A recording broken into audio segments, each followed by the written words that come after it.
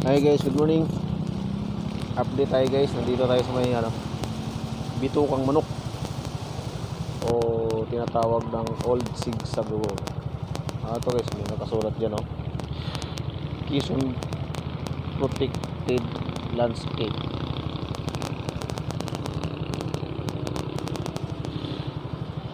So ito yung kaganapan, maraming lalim guys. Sa mga gustong pumunta ng Luzon, dito kayo dadaan.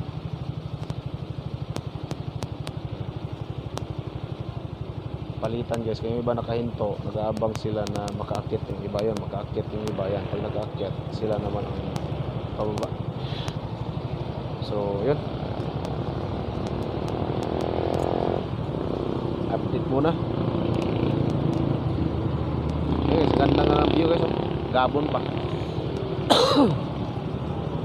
Marami daw dito ng unggoy. Ayun yung kahoy na yun guys, atin. Mula sa pinakababa yan, yung sobrang taas yan. Ha? Hindi, naulan kasi. Naulan, kaya salo ko yung ayun guys, oh. Basa ako. Salo ko yung tubig. Talsik ng motor. Sayang. Grabe linis nitong. Tignan mo naman forma ng motor ko. Wait lang ito. Sayang. Linis na linis ng motor ko kay na guys pag alis. Ngayon pambihira, oh. Oh. Oh. Grabe. Eh, mga nagbibideo nakahinto. So time check. Time check ay 5:36. Umalis tayo ng ng Manila ay nasa mga anong oras yan?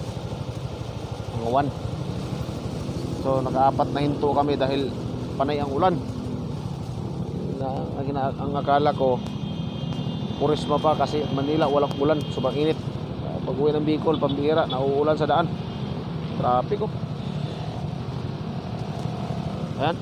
Ito guys, kaganapan dito sa Old Sigsag. Sobrang tarik niya guys, oh. Wala dito, kalsada, oh. Yan, angat yan.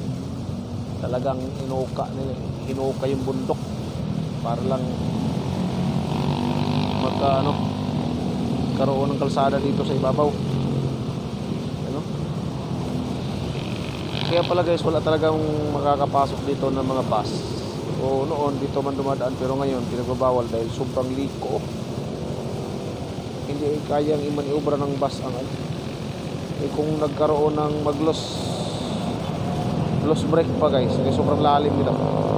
So walang matindi.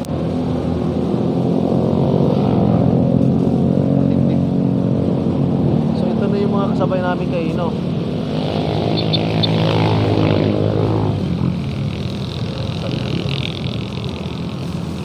So yun, update. Thank you. Good morning.